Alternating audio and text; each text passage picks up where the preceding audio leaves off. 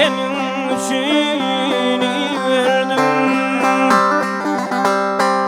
İki ağamı senin için verdim.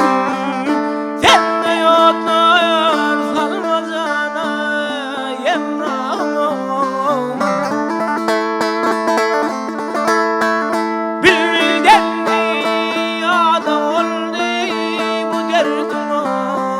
Beni koydun yoluna Hemrahym.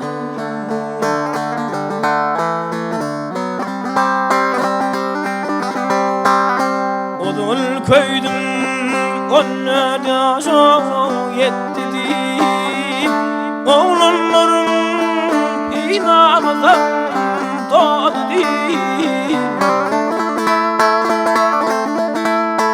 Ben onunla ölmen ey kadir, sıdatın çektim cana Hemrahym.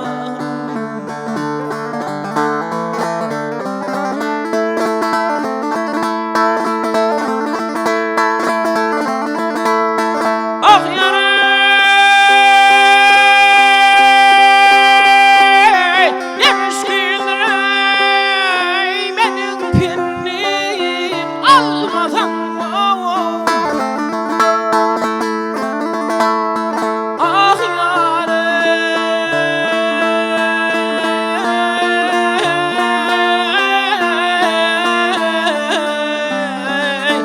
karalayıp kaldı yemdo kalmazam.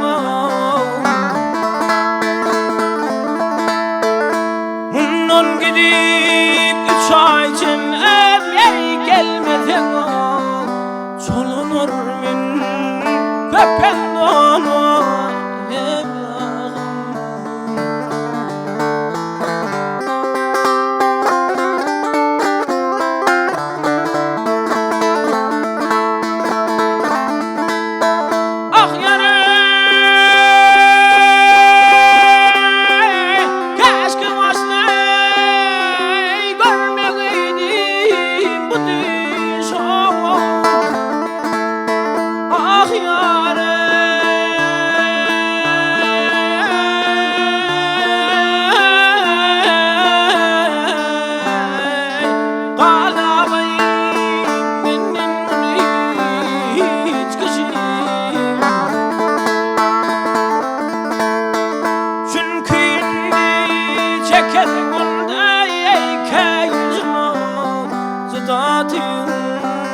Çekme cana Hemrahym.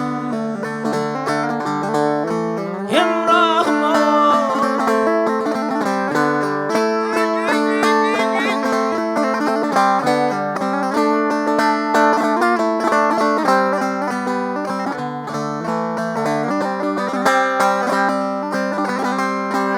Kufrun ayda yergine çaldım bereyim. Sen varımda 5 gün devran süreyim.